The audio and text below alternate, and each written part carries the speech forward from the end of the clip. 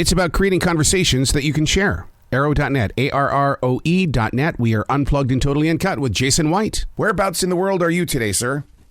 Indianapolis, Indiana. Oh, my God. It's not even 9 o'clock there yet, right? It's just becoming 9. 10 o'clock. We just sprang ahead an hour for some ridiculous reason. Oh, so you're on the same time schedule as we are here in the Carolinas then? I believe so, yeah. You're on Eastern time too, correct? Yeah, absolutely. Yeah. We're the only part of the state is in Central time. Heaven forbid the entire state be on one time zone. They have to split it up and make it unnecessarily complicated. And that in itself is a reason to write another book, sir. That's right. Well, you've got the Masters of Dragon Metal. This is a new kind of magic for your readers.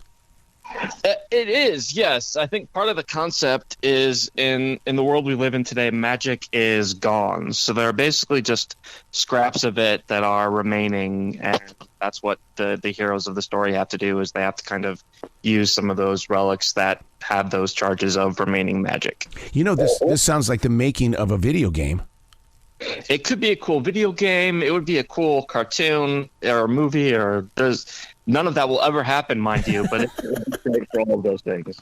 So now when you write a book like this, where do you put yourself physically to be able to step into the imagination? Because there's so much content and junk going on around us at all times. A book like this, you've got to go into a zone.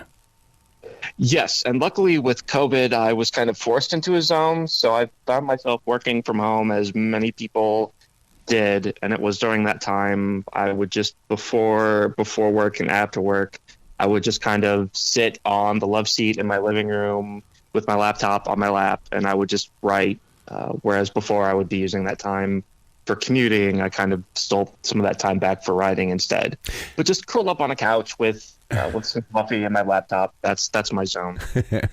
Now, when you put your fingers on that keyboard and stuff like that on a computer, how did you keep the perfectionist at bay? Because it's so easy to go back and erase a paragraph.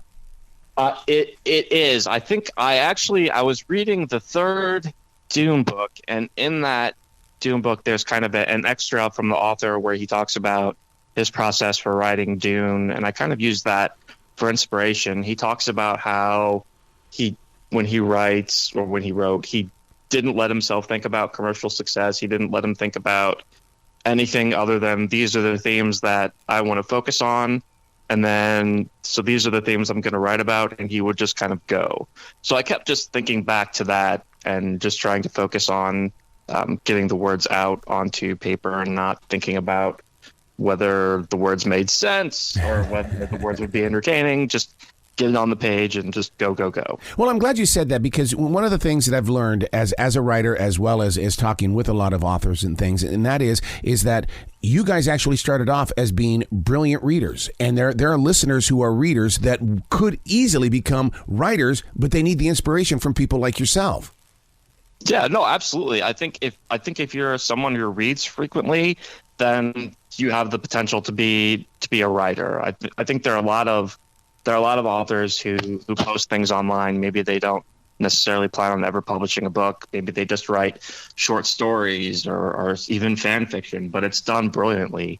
And that's because they are, at their heart, they're readers, they're consumers, they enjoy stories. So what was your inspiration to go for the YA readers? Because, I mean, you talk about loyalty. Those YA readers are going to be there all the time for you. They are. I think that's probably where I'm most comfortable in terms of my writing style. I'm not quite sure why, but I obviously enjoy young adult book series myself, Harry Potter, the Shadowhunters, those types of stories. And a lot of times in YA stories, they take place in these fictional dystopian worlds, which I'm a big fan of, but I wanted to kind of take a look at the dystopia of the world we live in today. I mean, there's sickness and war and death everywhere. It's just as bad as, District 13 in the Hunger Games or some of those types of places. So I kind of wanted to take the dystopia idea and just kind of tilt it on its head a little bit. You're a master at writing fantasy based on reality. I mean, that seems to be the hook of your song, which is what, I mean, and with the reader inside their imagination, it's got to really, pulsate something.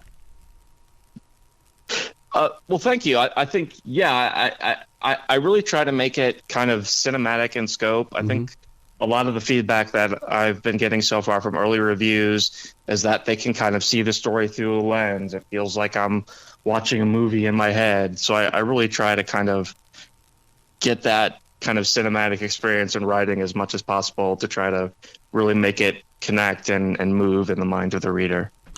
Jestin is a foster child. Was it the lockdown and COVID that got you to go, you know what, I'm feeling kind of trapped and alone. I think I'll create a character that'll feel the same, but I'm gonna say that he's a foster child.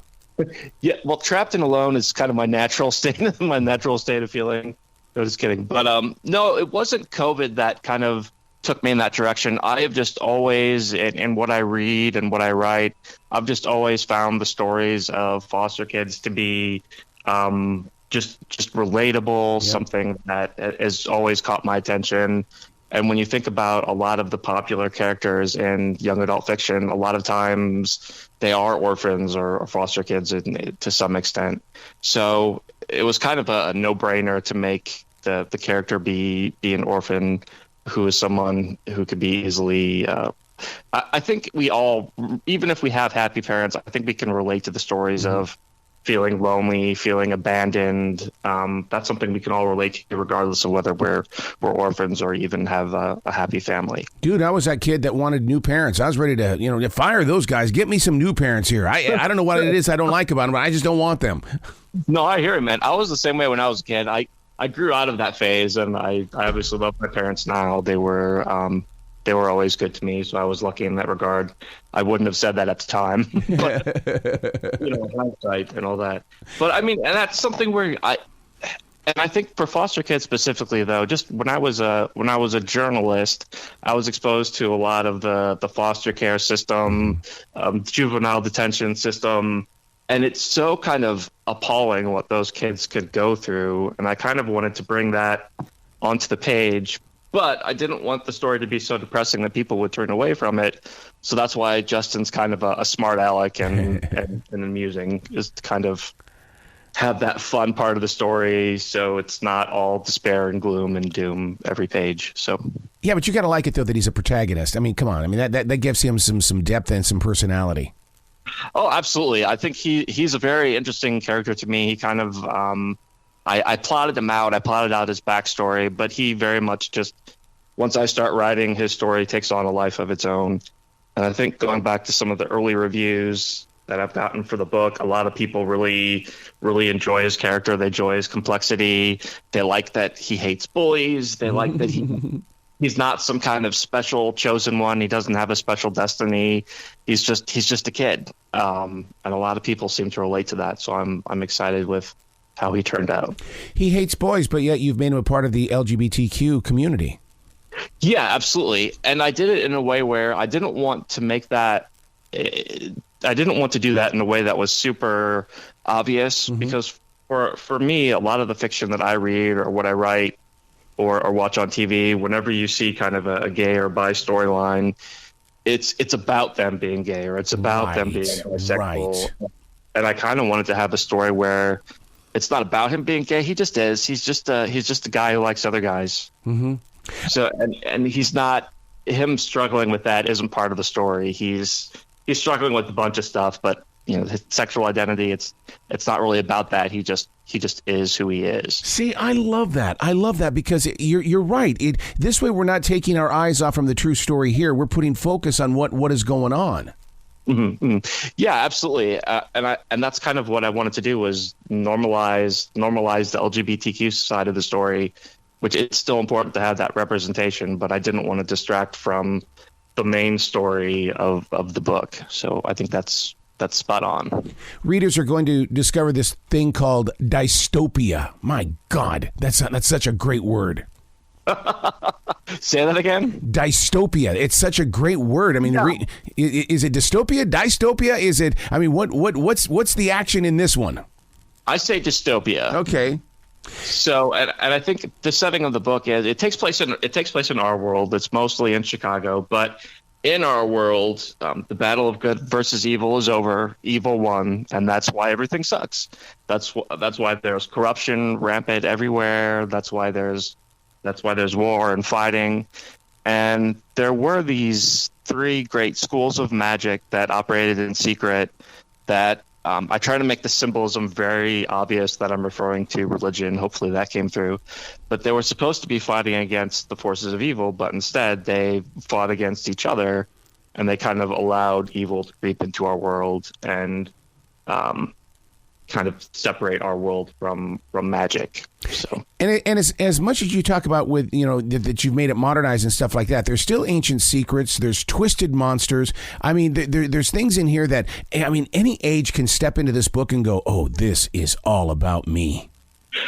Absolutely, and that's kind of what I was aiming for. I tried to make it not just focus on one particular thing. So you've got some Babylonian monsters, you've got some Judeo-Christian demons. There are kind of elvish creatures in there. It's kind of I think of this series as a whole as an homage to all the things that I love about pop culture. Mm-hmm. So whether it's, you know, there's some Supernatural and Buffy in there. There's some Japanese anime and some Power Rangers in there. There's some Oliver Twist. It's a story that I would like to read, and that's kind of what my goal was.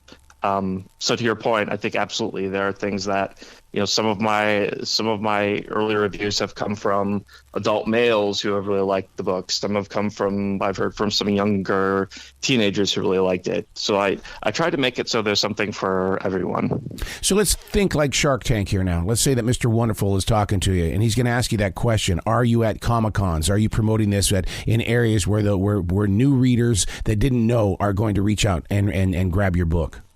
So I'm not promoting at Comic-Con yet. My goal is, this is going to be probably a 7-book series. Jeez. My goal, yeah, it's going to take like the next decade of my life, but that's yeah. I've already finished the 2nd book, and I've started on the 3rd. When I say finish the 2nd book, I finished the first draft of the 2nd book. So now it's with my editor, and she's looking through it. So it'll probably take a few months to finalize. But anyways, I digress. My goal is to start going to Comic-Cons and Gen Con, and here in Indianapolis we have something called PopCon after the 2nd book. That way it's clear that it's a series. Right. I have more established. Right. Maybe have some short stories out at that point. For now, I'm just kind of focusing on social media, podcasts, blogs. I've got my own website up, news articles, those types of things. I'll definitely hit the circuit, but I just kind of want to establish somewhat of a readership base before I do that. So now, if you're going to turn this into a 7-book series, what is that doing to you on the inside as a creator? Because when you finish up that 7th book, dude, you're going to have one hell of a morning in front of you.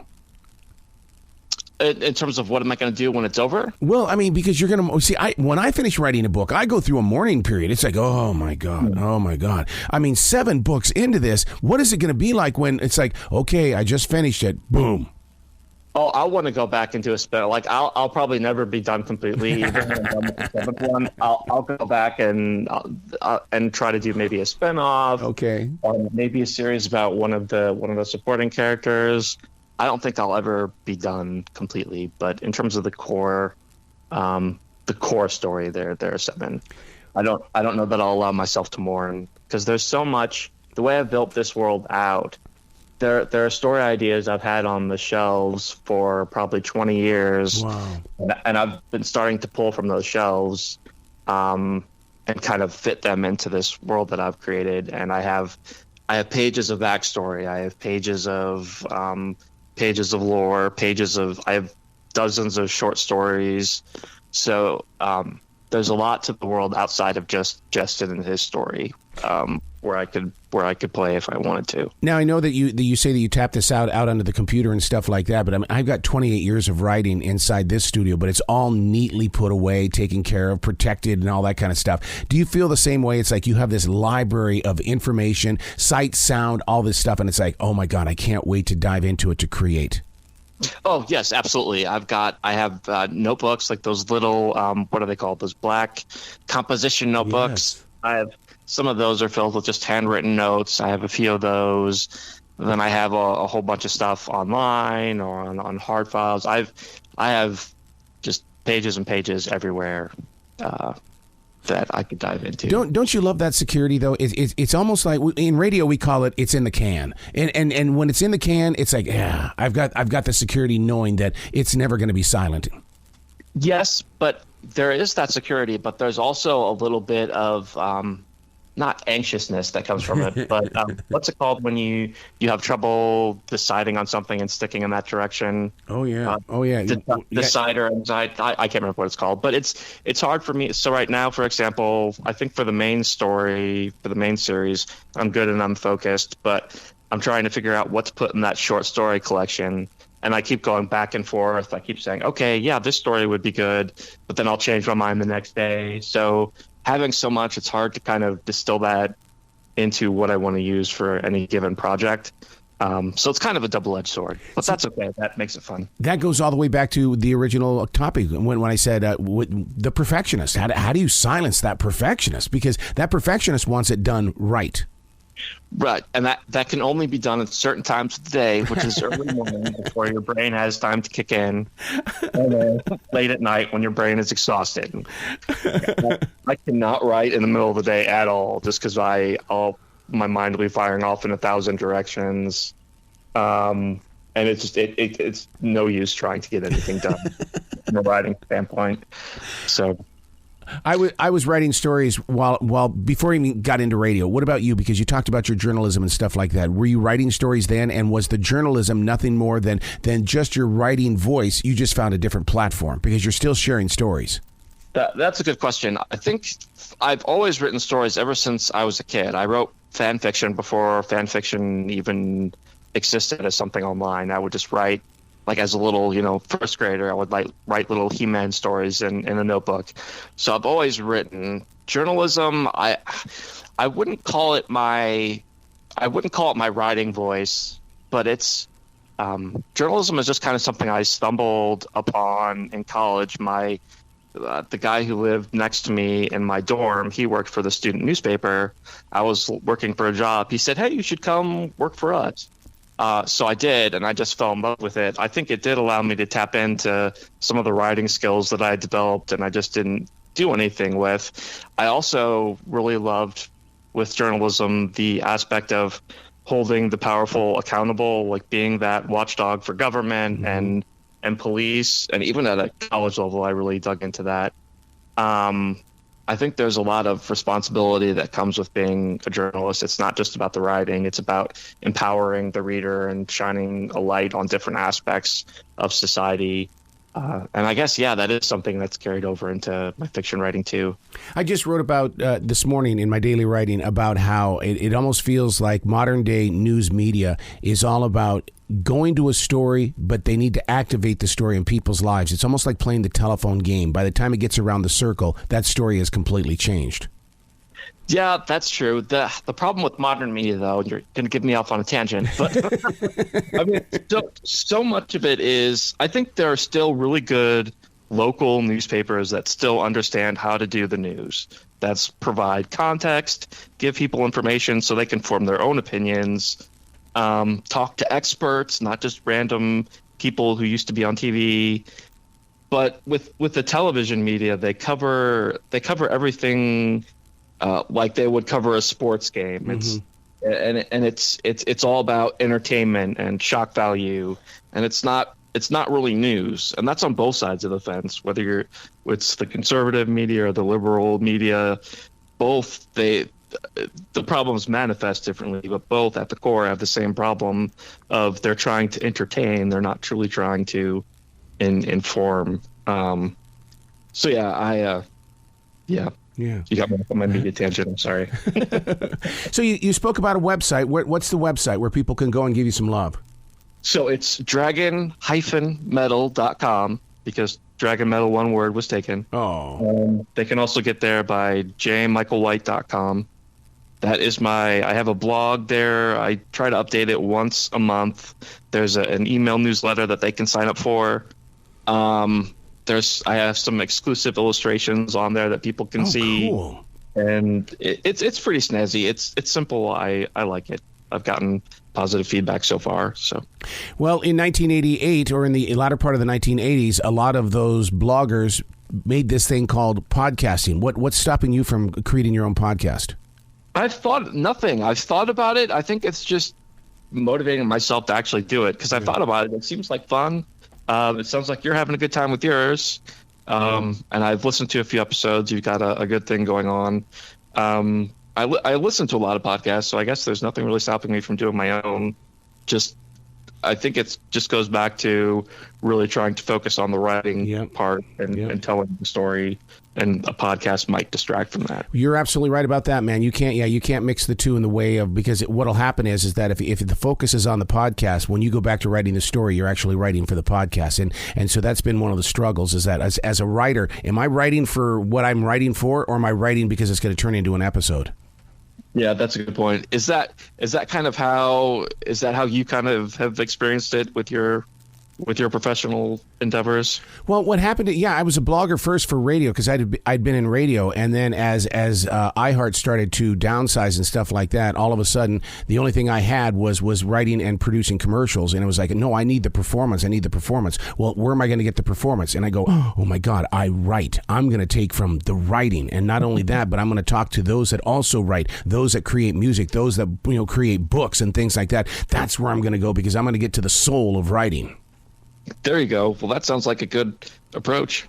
And you certainly have the podcast voice going for you. It's not my voice. This is trained by 43 years of program directors. It's them sitting down with you going, now, Arrow, I need you to say this way. Right.